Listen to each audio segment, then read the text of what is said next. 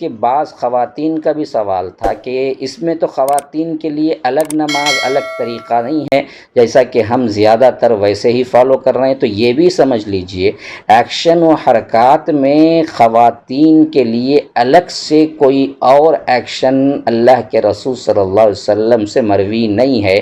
یعنی مردوں اور عورتوں کی نماز میں کوئی بھی فرق نہیں ہے، کوئی بھی فرق نہیں ہے، کوئی بھی فرق نہیں ہے۔ ہاں، احکامات کے سلسلے میں بعض فرق ہیں جو کہ طہارت کے سلسلے میں آئیں گے، اور دوسرے کیا ہیں، عورتوں کے مسائل کے سلسلے میں آئیں گے، لیکن طریقہ نبوی نماز کے اعتبار سے عورتوں کا الگ مردوں کا الگ جس طرح بنا دیا گیا ہے، ویسا اللہ کے رسول صلی اللہ علیہ وسلم کے دور میں نہ ملتا ہے، نہ صحابہ کے دور میں ملتا ہے۔ تو اس حیثیت سے یاد رکھ لیجئے کہ ہم نے اگر اس کو اختیار کیا تو اب چھوڑ دینا چاہیے۔ اب اللہ کے رسول صلی اللہ علیہ وسلم کا حکم جو ہے کہ جیسے میں پڑھتا ہوں ویسے ہی پڑھنا ہے، تو یہ صرف اور صرف مردوں کے لیے نہیں ہے بلکہ یہ عورتوں کے لیے بھی ہے، کیونکہ اللہ کے رسول صلی اللہ علیہ وسلم نے یہ نہیں فرمایا کہ میرے لیے تو کیا ہے، مردوں کے لیے تو میں نمونہ ہوں اور عورتوں کے لیے میں عائشہ کو کہتا ہوں کہ ان کی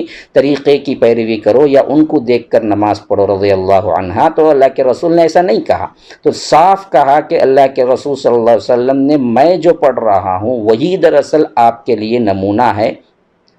تو اب وہ سوال اٹھتا ہی نہیں کہ ایکشن کے اعتبار سے ہاتھ کہاں باندھنا۔ اب جیسے کہ بعض لوگ کیا ہیں، اختیار کر لیا اپنے خود ساختہ